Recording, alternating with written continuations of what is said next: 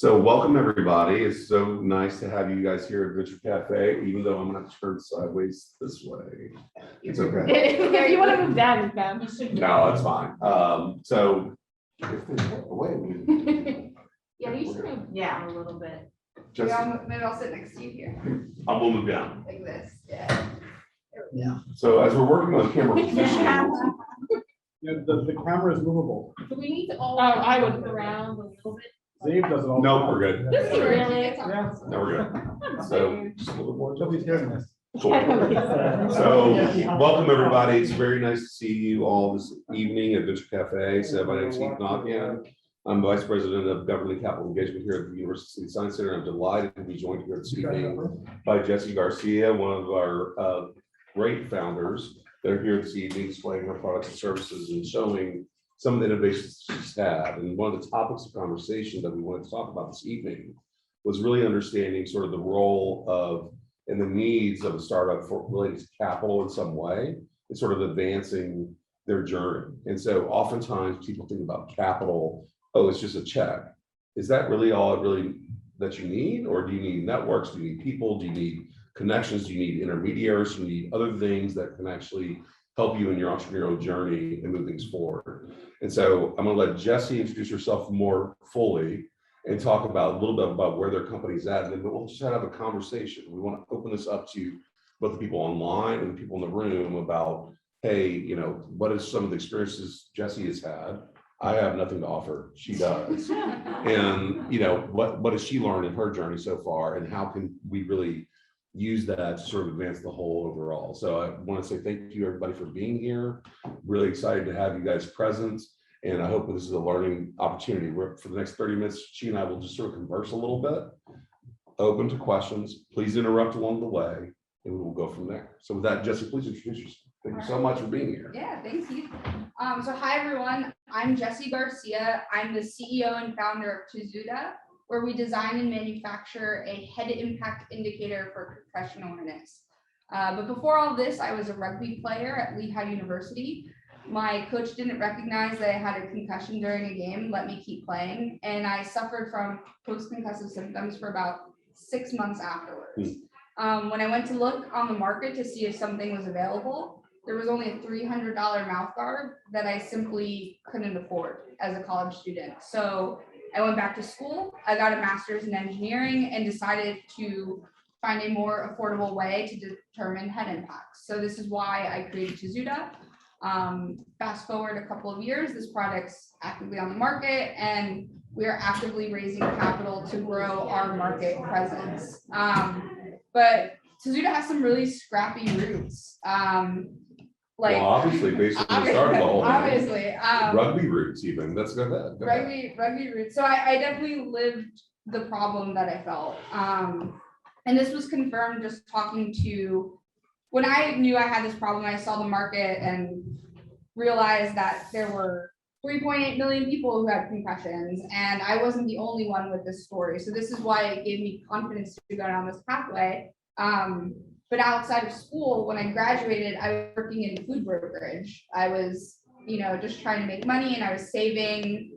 I did it the scrappy way. I lived at home with my parents, who luckily put a roof over my head, gave me food, and everything that I earned from working was what I put into my savings for my business. So I ate my own dog food, you know, in terms of, or putting my skin in the game. So I'm using a lot of jargon. But I started Tozuda with my own money because I believed in it so much. And then when that wasn't enough and I needed to take it to the next level, I actually had to manufacture a product. Tozuda launched a successful Kickstarter campaign. So that's how we were able to get our funding for our first manufacturing run, which we've successfully fulfilled and sold and delivered product for.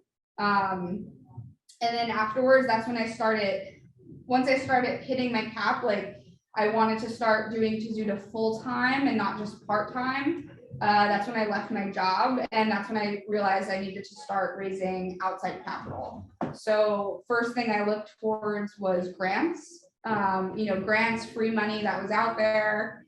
I did a bunch of pitch competitions, and then, that's when angel investors started coming in and accelerator programs. And now where Tozuda's at is we are doing a seed round for $1.7 million, and we are seeking venture capital for that. Right. Okay, great. Well, thank you for the sort of state of the union for you guys and Yeah. congratulations for your journey.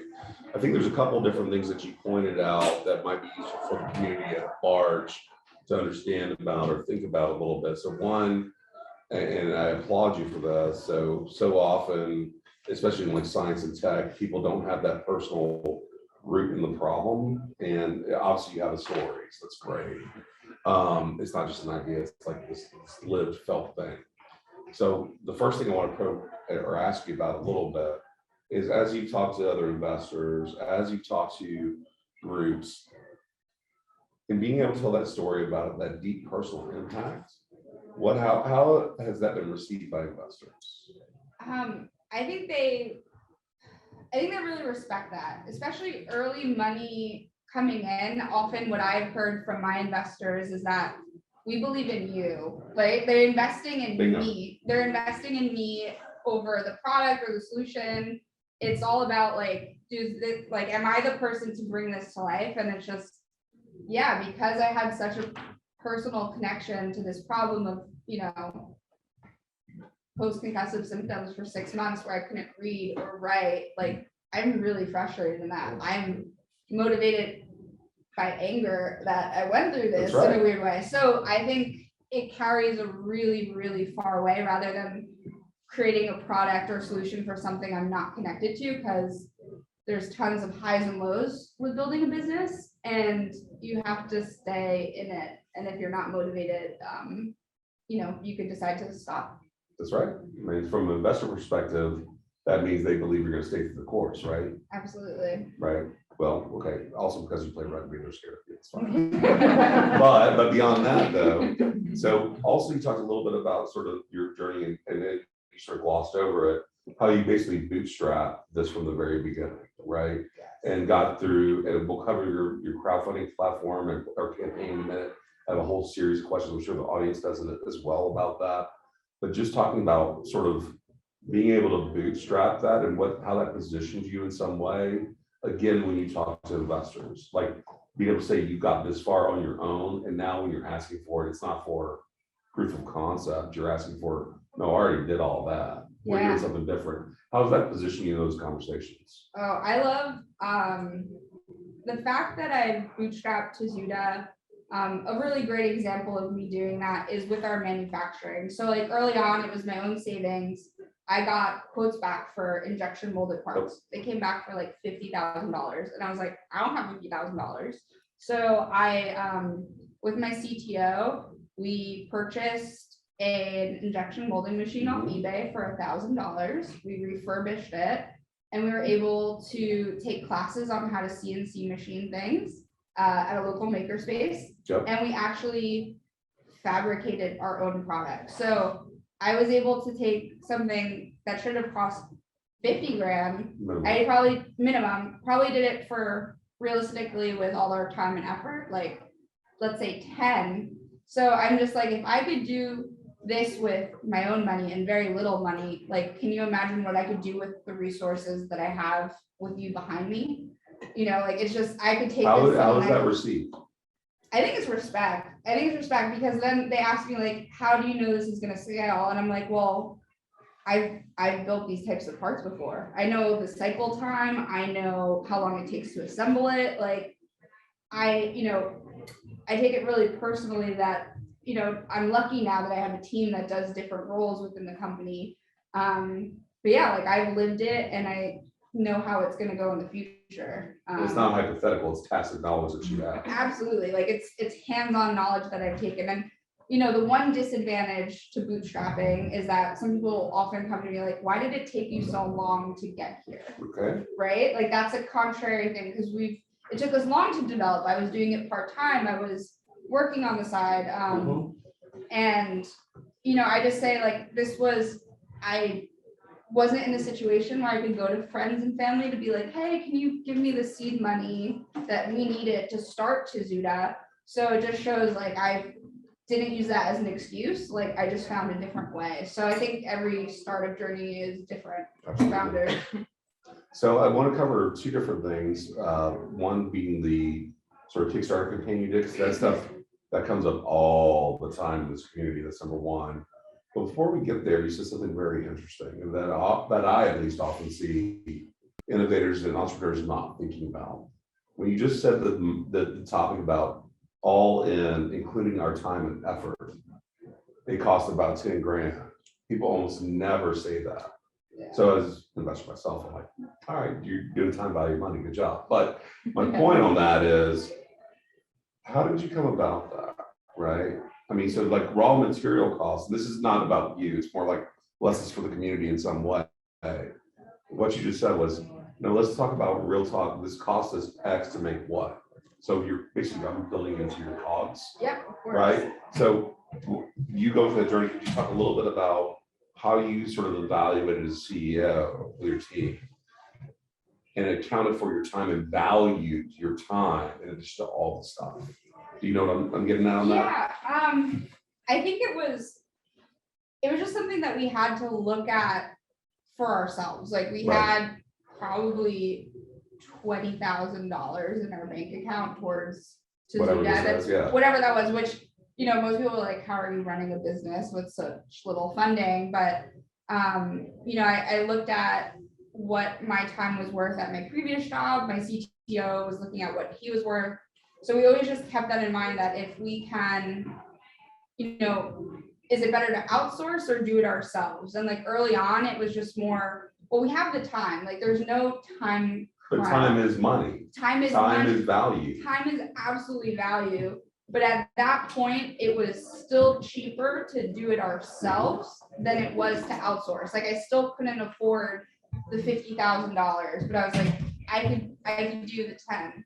And that was value. Whereas now, even though I love manufacturing, I love building stuff, we outsource it because it's not worth our time. Like there's someone else that we could pay, that we could afford, that we get our time back. I could focus on selling, I could focus on raising, I could do the other, nuances to the business that I need to focus on now, because it's better off, our money is better spent somewhere else. So you as CEO though are actually actively thinking about every amount of time you spend on product development, integration, selling, and everything else as a full spectrum of the cost of that entity, right? Absolutely, absolutely. And I'd argue that most of the time that is a failure in most startups. They don't really go that far. Think about how much the widgets cost. This cost me $100 to manufacture. I'm like, yeah, what about your time? Yeah. So I really applaud you for that. Thank you. So, all right, so we're going to talk about Kickstarter for a minute. Yeah. I have my own personal biases. I will admit it. I've seen good and bad. Your bias? Graduate. You What? have biases? Yeah, I do. Actually, but one thing to throw out there though is, so congratulations on getting that Kickstarter. So maybe you can talk a little bit about one, what was your initial aim to raise out of that? Two, sort of how you framed it as a B2C, I'm assuming, framework. And then three, actually there's two more parts. Three is, how did you go about creating your marketing message for that Kickstarter? And then number four is, how does that impact your cap capability? Yes. So Kickstarter was a beast in of itself. Yep. It's like, we thought this was great. If we could sell our product, Sounds great, doesn't it? Sounds great. It was a ton of work. It was probably one of the most difficult things we've done for the company because of how many aspects we had to take into consideration. So we set a goal for $30,000. We raised a little over $33,000. Congratulations, awesome. Thank you. Yeah, so we were successful. Hindsight, I probably should have raised more money. Yep. So that's like one thing, because there were so many costs that came up that we weren't expecting. We're like, Such as? Video. Like we have to create a great Kickstarter video, and Why? because that's your Because you're marketing, right? That's your marketing. So that we had to run Facebook ads to let people know that we were doing. How much did you spend in your campaign? We spent $1,500. Mm-hmm. So 15 for 30. I mean, yeah. So like that was another aspect. just the time, like we were shooting with, our product is used for sports teams. So we had to coordinate with the Northwest Philly Raiders and the South Philly Sharks, like to get them on the field. And the timing was off because it was winter and they're like, we don't have access to our uniforms. So like all these little hiccups that we thought, oh, we could do a Kickstarter in 2 weeks. It took probably 3 months to really get it in a good spot before we even launched. And then when you are launching, it is a 24/7 job of, answering, because your backers are the ones who are going to ask questions. They're the ones who are making the purchasing decisions. So this was the first time we were actively selling direct to consumer. So we were, chatting with people live. We did a 24-hour live stream to sell our product. With lots of Red Bull. Oh my gosh. Yeah. It was actually super. It was a wild time, but a very fun time. Yeah, right. It was a fun time. There was a Yankee candle that had a cinnamon Red Bull. It's got tiredness, so it's fine. Go ahead. Yeah, no, we were smashing. People were paying us. This is something. So one thing someone told me about Kickstarter, where they were like, for your rewards, don't offer the random things. Like, don't offer a $15 t-shirt or a button for $3. Like, sell your product and only your product. Which was really great because Who told you that? Was it somebody who'd done it before? It was someone who had done it before, because they were like, I was just trying to sell. They made a coffee product that kept your coffee at the right temperature, and they're like, we spent more time dealing with t-shirt issues than we did, and buttons, getting those made and getting the right orders or the size and all the weird stuff. The weird stuff, rather than just shipping and fulfilling our one product. So I thought that was the one thing that saved us, is we weren't, at least once we actually fulfilled it, we weren't bogged down by the extra little things. We had higher rewards, but it was always just sponsor a team or, bigger packages, but it was all Tozuda product. Got it. Cool. And then I guess the follow-on thing was around the cap table. That's the part you didn't answer. So when you took the capital in from Kickstarter, and basically you're doing this product fulfillment. So did it affect your cap table at all or not? It did not. Not in the way they set it up. Correct. So how Kickstarter works, basically how it was set up was through a pre-order. So you pre-order, you get the money in advance. We're able to use that towards manufacturing and fulfillment. And then we're able to ship that out. On our books, it was as revenue. Right. So it wasn't investor. That is very different from crowd equity or crowdsourcing investment. That's something we have not done. Okay, no, that's an important distinction so a lot of people mix Kickstarter, crowdfunding, all those things, and they're very different worlds and how that goes about and how that works, right? So, well, and I do appreciate I've known people that have gone through the whole production cycle, our video shoot. Oh my God, that's crazy town. The last question I'll ask, and I'll open up to the floor in a minute, assuming Emily and Angela don't yell at me as far as timing, so that's good. So in all this journey so far, right, and you're getting ready to do your bigger raise, right? And as you're getting ready to do that larger raise, what is that to invest in? And how do you justify that $1.7 million? Sorry, what was the first question? So the actual question is, so I ramble, my bad. So I talk to somebody, so it takes me forever to actually get to the point. My point now is actually, you're asking for $1.7 million. One, how did you come up with that dollar figure of what you need right now in the seed round? Two, what will you use that for? And how do you justify that to investors? Gotcha. So we are raising 1.7 million because right now we are getting interest from bigger customers, such as helmet manufacturers, larger distributors, that our team of 6 cannot handle the volume for. In terms of our production capabilities, we can't, one of the first orders for a helmet manufacturer would be 100,000 units. My current production facility does about 5,000 units a month. So right off the bat, we can't service them, but we're we want to work with these people. Right. So one is for increasing our production capabilities, but the biggest one is enhancing gaps in our team. We need a bigger team. We need people in customer service.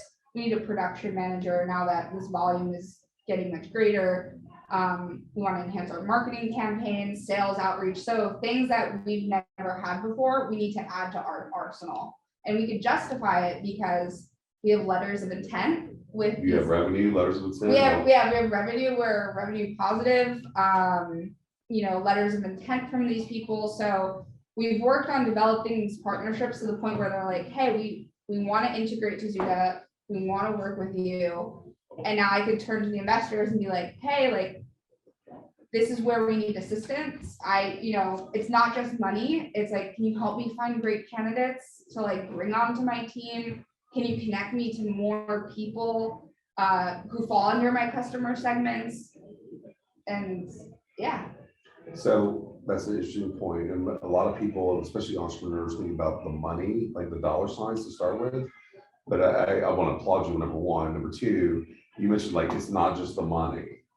What are your networks, people, insights, connections you can help me to make my business successful, right? Is that how you're sort of grading investors that you're talking to? Yeah, there's a couple of ways that I've graded investors. So I think a lot of people put hype around raising money as a founder. And oh, by the way, I've done it. Yeah. Like, it is fine. Yeah, and there's some excitement about finally getting a term sheet, but in reality, it's like I pushed off fundraising as much as possible until I needed to do it. And that was just my personal strategy because I wanted to see how far I could take it on my own. Yep. But it's a means to an end. It's just like I need to add gas to my fire. I would much rather be working on my business than fundraising. So I'm trying to do that as fast as possible to like get back to work and make money for myself and the investors that I'm bringing on. But yeah, like I've said no to term sheets before that it was a great amount of money, but then in reality, it's like you're kind of getting married to this person. So you have to be able to trust them, be able to tell them when stuff is not going well, which like is really hard to say, like, hey, I lost a customer or something didn't go right. So you need to have trust that goes both ways. And sometimes it's hard, like when you've never seen a $500,000 offer and you're just like, nah, like I don't want to work with that person. And you have to do as best. All right, so quick poll. Who wants to say no to $500,000? Anybody? To Jessie. Yeah. So actually, I want to give props though. That's a huge It's thing. hard. So that It's is so hard. so I mean, like legitimately, even if somebody sees it's recorded, having the audacity as an entrepreneur to say, no, this is not the right strategic decision for me. I'm gonna have to say no, even though I'm gonna have to scrap and argue and fight for another God knows how long. I didn't take that first little nugget because it wasn't the right business decision. Is one of those hallmarks for success long term. So one, first of all, that's off. I mean, for real. No, that takes like takes a lot. Yeah. Nobody else in this room apparently would be willing to do that. So good job. But so Rugby player. well, I mean, right. I mean, I did lacrosse. You rugby people, it's fine. Whatever. I know it's fine. Anyway, but so we're gonna open this up for questions from the room, online, what have you.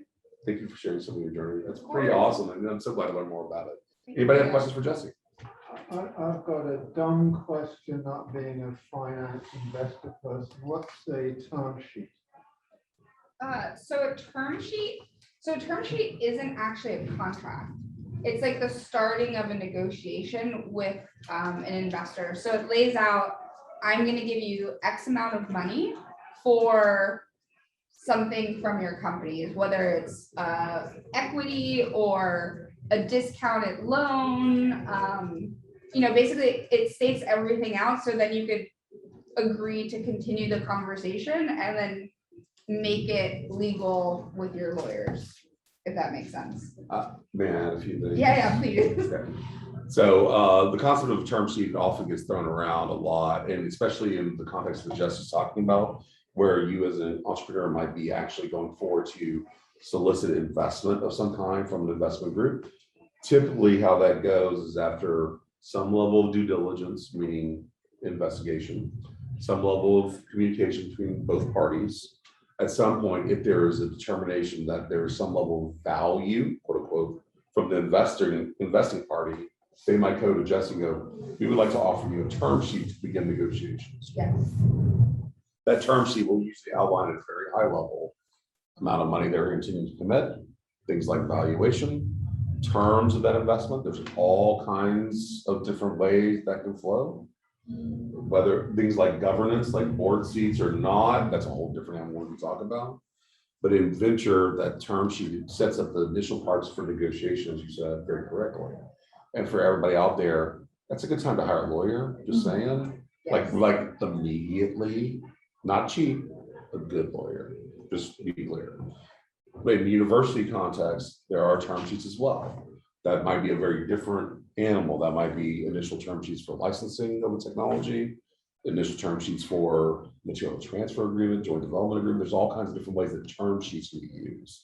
But basically, to your point, and I think it was very well said, is the beginning of a negotiation legally in some way, it should be legal, between two parties on where they might find some common ground for exchange of value for something, investment, what have you.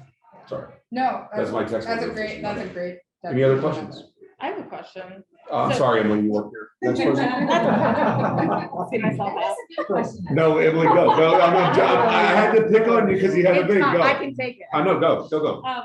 So if you are someone who does not have a background in finance, in investing, but you are a wonderful entrepreneur, like what steps should you be taking before you enter that room with an investor to make sure that you know your worth and you're not taken advantage of? But like, if this is not your wheelhouse, if you bringing someone else onto your team who knows this better, are you taking it upon yourself? Like what steps are you taking? Yes, Jessie, what do you do? I think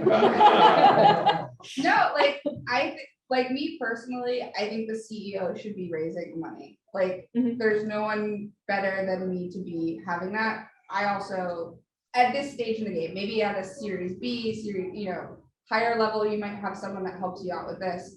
I'm forgetting the name of the book, but there's a book by Brad Feldman, who it's a guide to VC, not just VC, but investment for startups. And it's all about term sheets and like what to look for. I found that book phenomenal. I will look it up or someone in the So room. Feldman has some really great stuff. Also, Dorf and Blank did a startup owner's manual that was all deep in the weeds on that stuff, but just go ahead. Yeah, but at least I familiarized myself when someone was like, oh, this is, how a convertible note works versus how get into the weeds of like what you could see in terms, like what's preferred stock versus common stock, when do things convert? Like I didn't know any of that language, so I really turned to books or audiobooks, podcasts. I'm gonna interrupt for a minute. myself. So wait a minute, are you saying that you as CEO that had the ultimate responsibility for this company took it upon yourself to make sure that you were educated on this topic, even though that was not your wheelhouse? 100%. That's your answer right there. Yeah, I took it upon myself to You learn. do not, if you're the CEO, you can't outsource that. Right. Yeah. You can double check and fact check it and bring in advisors to do it, but you gain the information you need to do that, right? Yeah. Yeah. No, and then I have the other thing is too, I have great legal counsel. What, are lawyers important? Lawyers are really important. And it's important to find a firm that actually works with startups. Because that was actually a misstep I took.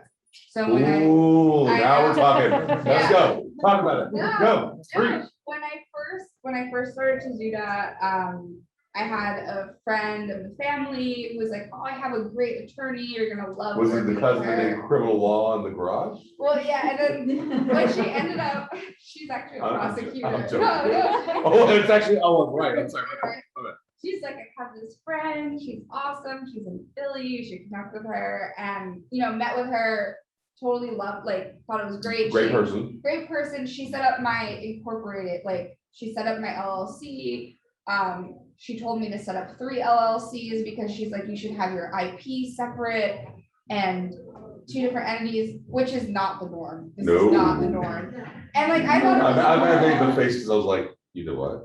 Yeah, no, so I was just like, okay, like, I'll do that. But then when I started seeking outside investment, they're like, wait, why do you have 3 different companies? Like, this all needs to, like, if we're investing in Tozuda, this Do they all push you to needs make a C corp? So, no, not Not at yet? first. They were okay with the LLC. So I merged my 3 companies to Tozuda.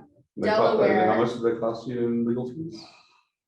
It was thousands of dollars, like at least like $5,000, if not And legal more. fees to consolidate. Just for their time to consolidate it. Like the documentation and like the filings with the state are not that big of a deal in But terms. just their time to clean it up. They're trying to clean it up. So that was horrible legal advice. And then I finally just incorporated because I want venture capital and they won't invest in an LLC. They won't.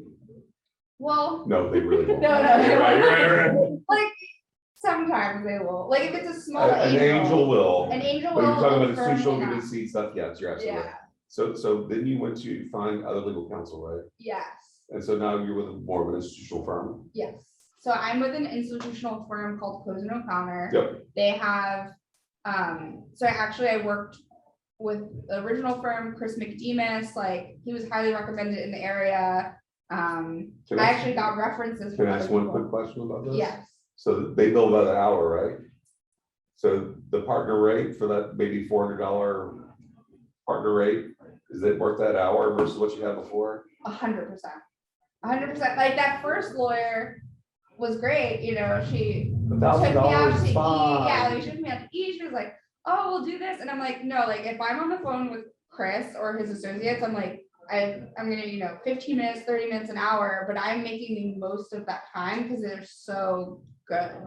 And I feel really great going into these things where I'm like, hey, I just got these terms from a new investor. I took a look at it. Can you change these couple of things? What do you think? And I feel confident. 30 minutes signing- later it's done. Yeah, I'm confident later signing it and knowing that like I feel protected for Tozuda, or Tozuda is, I'm doing So my you best effort. say legal counsel is a profession to invest in? Yes, definitely. Both for your corporate. I'm not a lawyer, by the way, just to be clear. No, both for your corporate needs and your intellectual property needs. That one's huge.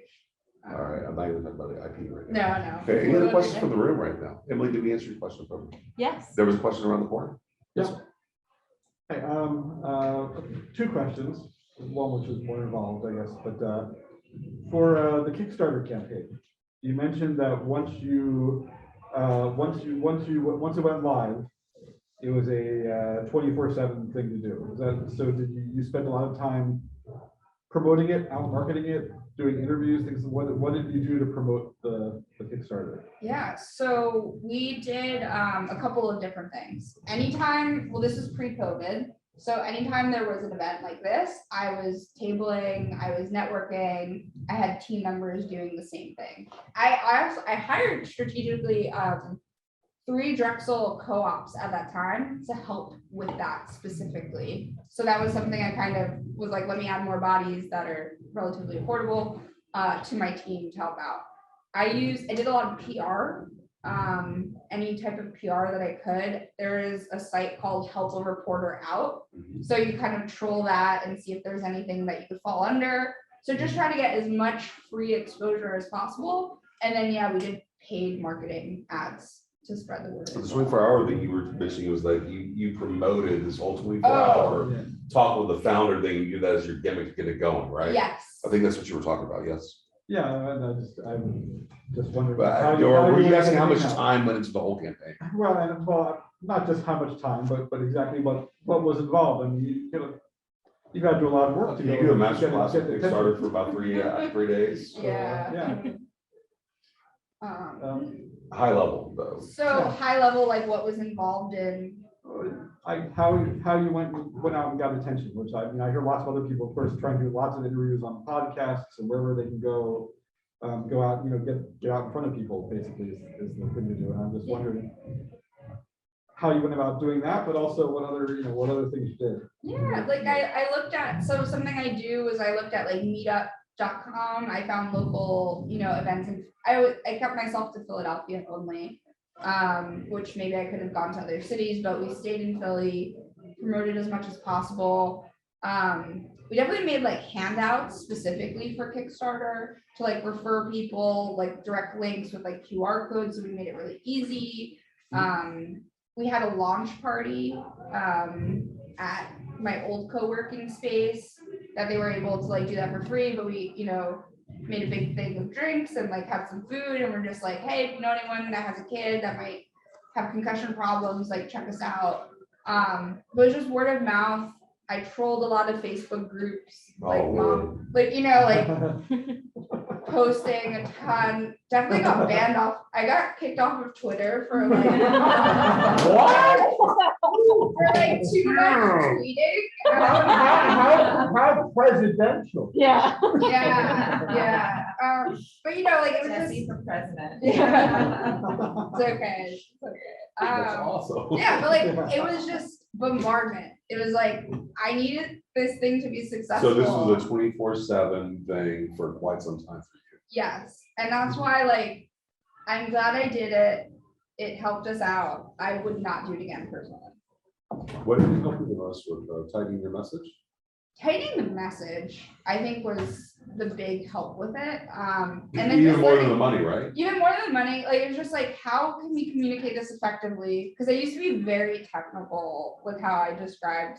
I'm like, this is, like works in all angles. I was just using so much scientific jargon, and like no one cared it. They're just like, if it's red, check your head. Like everyone remembers if it's red, check your head. So we're just like, let's just say that over and over and over. Nice. And like we tightened up our message. Learned a lot about customer service too, because customers king, right? Like you want to be responsive. Especially a B2C thing, you gotta figure that thing out. Yeah. So just like, even if you don't respond within 24 hours, people get angry. So just knowing going into it that you want to be responsive, because if you see angry posts accumulating on your page, like why is someone going to back you? But if you see like, oh, the creator responded to every single comment, they're like, wow, this company is super engaged. I trust them to make what you're saying they're about to make. But I did not do that by myself. Like I said, I hired interns to help me with that, because it's not a one-person job. Why would Twitter kick, not that you're making hate speech or anything, what they put kick? Just pure volume of tweeting. Like I was tweeting She too literally fast. blew up Twitter. Like we created a She was list. tweeting every 3 seconds. Wow. Yeah, we created a list of people that we wanted to DM on Twitter. And I was just like copy paste, like send, like, because we had this list like ready Until to you go. get this thing like And cease then and desist. Yeah. Pause on that for a little while. Yeah, So you were a denial of service virus. this was before bots were big. So, okay, this time, like in the next 5 minutes, any other questions from the group? I have one quick question. So do you still play rugby? No, I do not play rugby, which makes me really sad. Because it's a wonderful sport, but I have a pretty. My rugby concussion wasn't my first one. That was probably my 6th one. So yeah, unfortunately, I know too much about it that I want to protect my head. But this is what drives me, is that I want people to play the sports that they love, and like if they recover from a head injury sooner, and they actually detect it appropriately, you could recover and play again. So that's my mission, is to help people do. Concussions, you're always like us into sports. Yeah, I played sports my whole life. My first concussion though, I feel like I'm one of the only people who's ever gotten concussed from a bowling ball. Yeah. Yeah, it was at my birthday. All right, so we're moving on to a different topic. Yeah. So she had a bowling ball, it was a bowling alley. Go It ahead. was my birthday. Bowling ball, really? Oh my God, go ahead. Is your company C Corp? Yes. So in terms of company structure, it's best not to have LLC.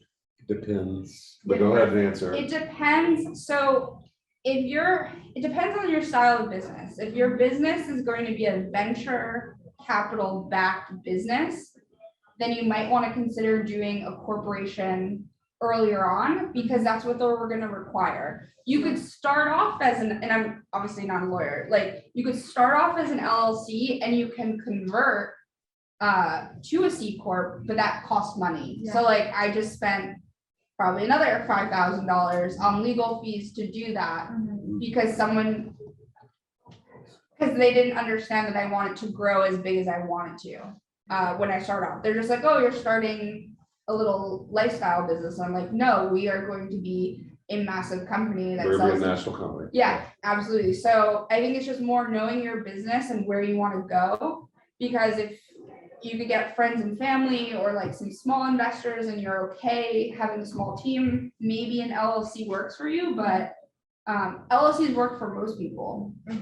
Good point. May I offer? Go ahead. Yeah. A quick fill in the gaps question. How many 24/7s was that? All of It them? was like, All of oh them? no, there was one day that was full 24/7 live stream on camera, very draining. But I would say that 1 month that our Kickstarter was live, we were probably doing like, 14-hour days, like the whole Yeah. time. That was my question. So it was a month. It was a month of And like, then after that, she only worked 4 hours a day. then I went to the 4-hour work week. Right? Yeah. Is that true? Exactly. Back to hammock-based Now we code. do 10 hours, 10, 12.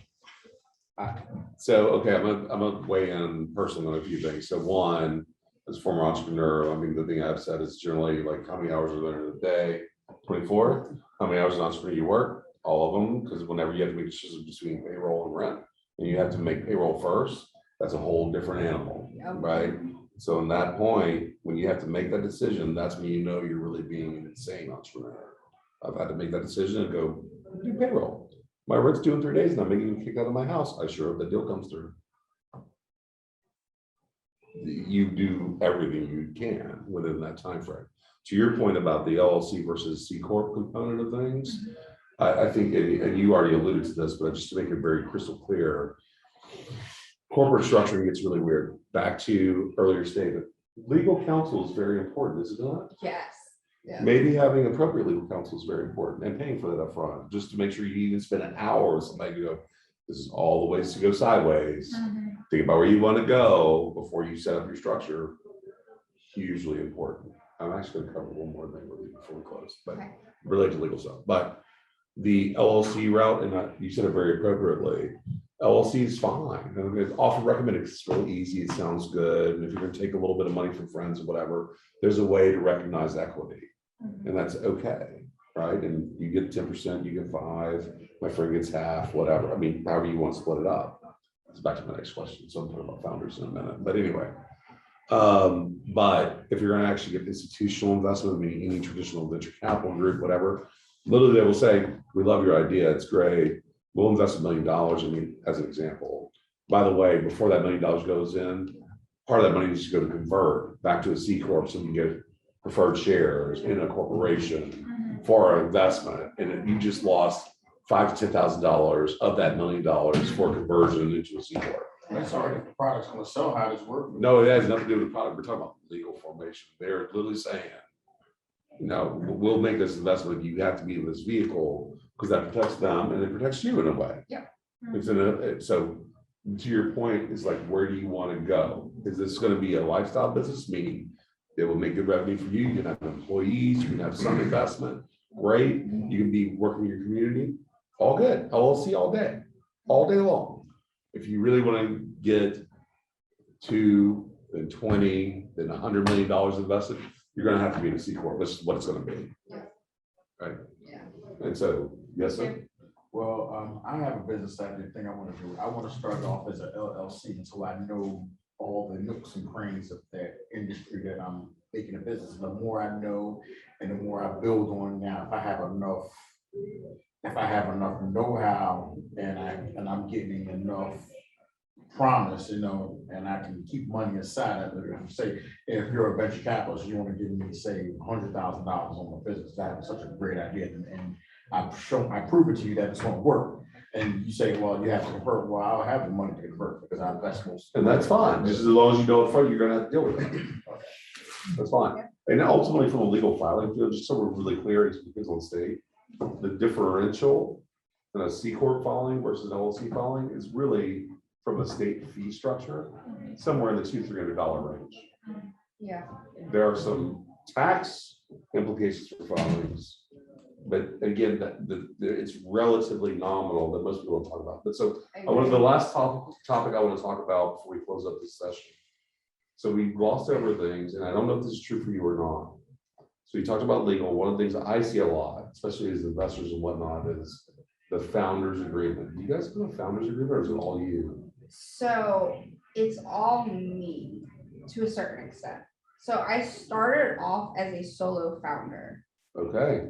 and then I started adding employees on, different team members on. So they all have employee agreements now with stock options in those things. But no, we do not have a founder. Multiple founders. Not multiple founders who are from. You are the founder. Correct. And for your employee agreements, do you have vesting schedules? Yes. What are vesting schedules? So. I know you know. Yeah. Does anyone else know what vesting schedules are? Oh, I know what vesting schedule is, but vesting schedule is, you give an employee shares of your company, but they only really get it after they have been with the company for some period of time. Usually, over 4 years, say you give them 4% of the company. After the first year, they'll get 1%. After the next year, they'll get another %. Next year, and so on and so on, until they have the full 4%. That way, you can't just give someone 4% of the company, and the next day they decide to leave for another job, and then you're really in trouble because you've got all these, crazy ownership things of people who are not in the company.